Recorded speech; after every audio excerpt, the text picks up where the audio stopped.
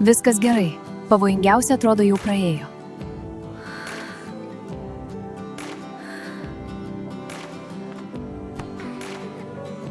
Aš supratau, kad laimė grįžta ne fanfaromis. Juoku, kuris po ilgo laiko vėl nuskamba iš širdies. Viskas gerai. Jis mokosi. Savo ritmu, savo keliu.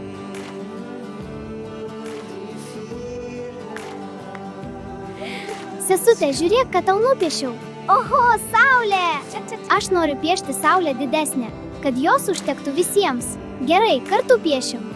Ir tada mažoji fėja tarė: Nebijok, aš tave išgelbėsiu. Gelbėsiu. Žinai, dabar esame tvirta šeima. Pasirodo, mes ją visą laiką buvome. Mes matome, kiek pats pasiima iš gyvenimo. Ne todėl, kad jam lengva, o todėl, kad jis nepasiduoda.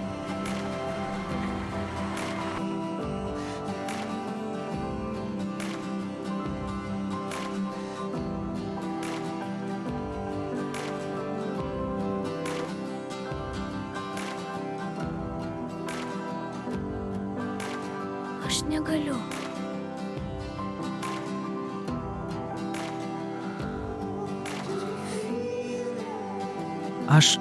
Aš galiu. Aš pasakysiu, man pavyks. Saulė šviečia visiems vienodai. Ir aš noriu augti su jo šviesa.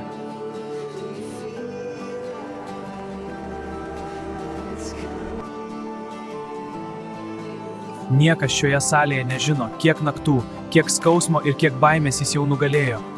Jie mato tik berniuką scenoje. Tai buvo taip linksma. Mes tapome vieninga stipria šeima. Mes įkūrėme Skomantuko ir Vijūnės labdaros ir paramos fondą tam, kad supažindinti visuomenę apie kitokius vaikus.